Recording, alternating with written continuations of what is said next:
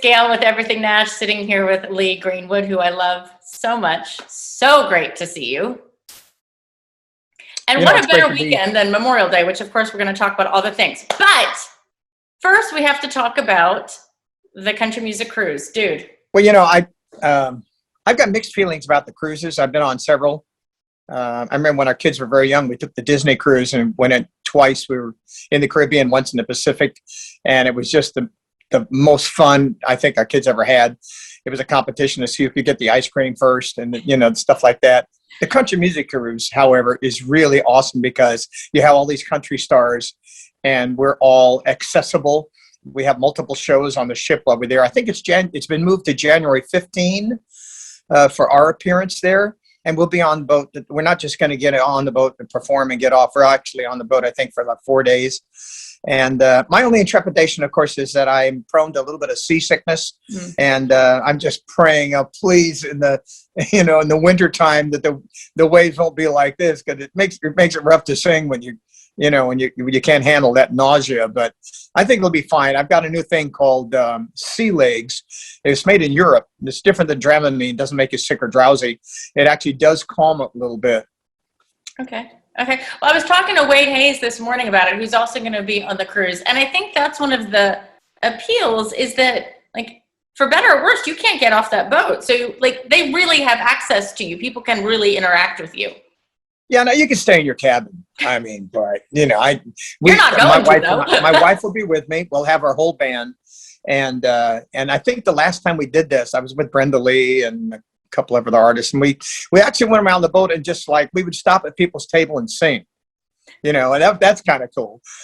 Just impromptu little stuff. Bring your guitar with you, and we're going to do a couple songs here or there. So in addition to what's contracted, and that is to actually stage performance, and I believe there are 2 of those while we're on the cruise for the different seatings for the passengers. It is great access for the fans. And what a great lineup this year. Oh my gosh. Okay. So Memorial Day weekend, we can't not talk about God Bless the USA. Does it ever lose its significance for you, or does it still feel just as powerful as when you wrote it? Well, I mean, there are those moments. I mean, you can't argue that after the Gulf War or after Katrina or after the attack on America that there could be a possible more important moment. Yes, I've sang for 10 different presidents and congressional appearances across the country and in Europe.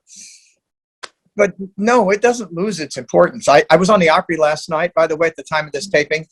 And the Opry's open now with the 4,000 seats in the big house, not the Ryman during the winter time. And it was because the restrictions are eased and no masks. It felt so good. And I told the audience when I got on stage, I said, I felt so good coming in the back door of the Opry. I hugged the security guard. It's like, oh my gosh, we have no masks. Yay. Yeah. We talked last year when you did the song with Home Free, which I think has got like a gazillion views on YouTube now. 200 million views, and it has won an award. And I can't remember what the award is. Kind of like an Emmy in social media, but I don't remember what they called it. But it was the most of the year in 2020, oddly enough, when everybody turned to virtual performances. The Home Free group is just a very special a cappella band, and I've known them for years. And they said, we're going to include the Air Force singers who we know quite well, and I do too. And it was just really a good version of USA. And I got to be a little freer than most of the performances I have when I'm the only soloist, because everybody had their part to sing. And there's no interference by percussion and drums, which I really am a believer in that. I like a cappella performances. So it just came out really well. And thank you for saying that. It wasn't for sale, and it was done just to honor the country during 2020. Wow. And what an honor it was. And Home Free is going to perform for the Salute to Lee Greenwood, right? Right. October 12th at the Von Braun Center in Huntsville, Alabama. I came to Nashville in 1979 and we started touring. My first hit came out in 81. So 40 years of singing country music across the planet. And we're going to do a tribute to the artists, singers, musicians, producers, and engineers who created those 40 years of hits. And I've asked 40 different singers if they will come and sing my music as a tribute. And that's going to take place. And because, interestingly enough, the University of Auburn and Alabama have indicated that they will be full stadiums in September. That allows us to sell the whole 10,000 seats at the Von Braun Center for our performance in October. So October 12th, tickets available on Ticketmaster or through our website, and it'll be a one-time show. You'll never see this many artists together, not even on the CMA. You seem, I've told you this before, you seem perpetually young to me. Does it seem possible that your career has spanned this long, 40 plus years? Does that even seem possible? No, it doesn't. When we were on the ARPA last night, we did a CMT interview with Ray Sells, who's a close friend of my wife, Kim, who's the pageant director, as you know, and for the Miss USA system, Miss Universe.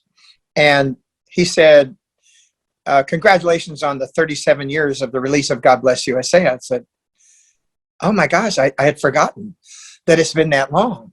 And as reviewed, my entrance to Nashville in '79 and started touring with the MCA staff, which was Reba McEntire, George Strait, the Oak Ridge Boys, and Barbara Mandrell. And then we toured like crazy people for 20 years, almost. And then I moved to Capitol, where we recorded the American Patriot CD. Then that became the focus of the next 20 years because of the attack on America in 2001. And here we are, by the way, this year, with the 20-year anniversary of 9/11, and I'll be in New York again, reliving that experience with Mayor Giuliani and the police commissioner.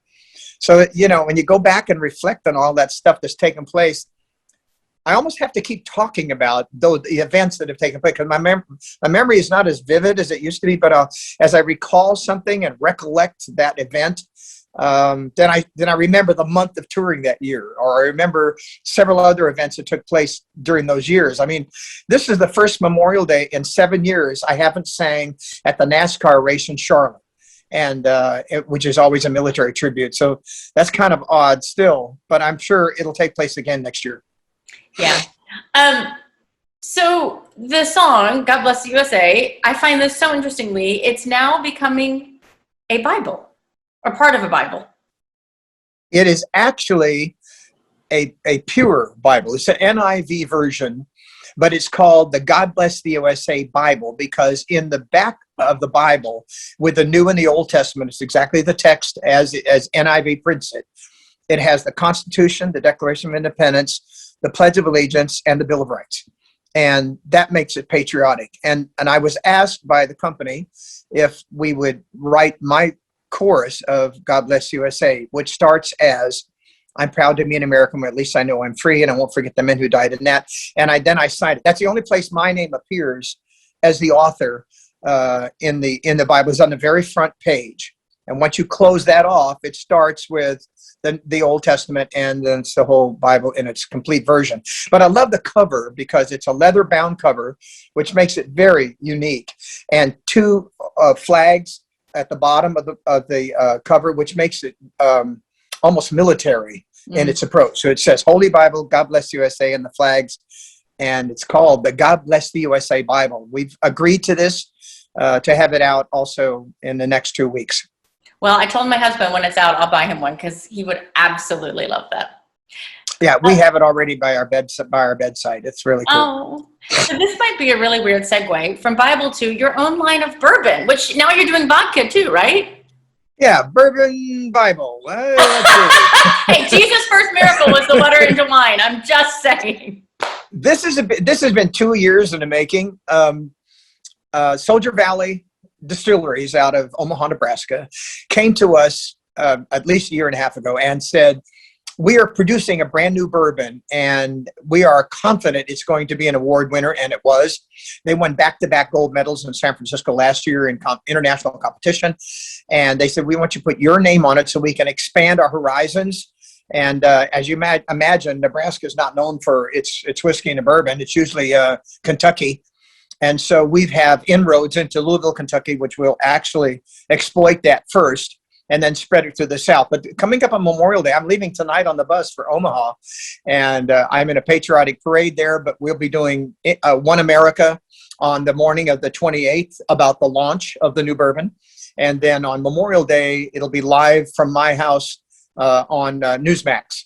Not just talking about Memorial Day and the significance of that wonderful day for us to remember those who have paid the price for our freedom, but then also to acknowledge the fact that we have this new Lee Greenwood signature bourbon whiskey in a World War II canteen type bottle made out of glass, so that when the bourbon's gone, you have that as a replica of the bourbon and sit on your mantle. It's pretty cool. It's a great looking bottle with an LG dog tag hanging off in it and my signature label on it.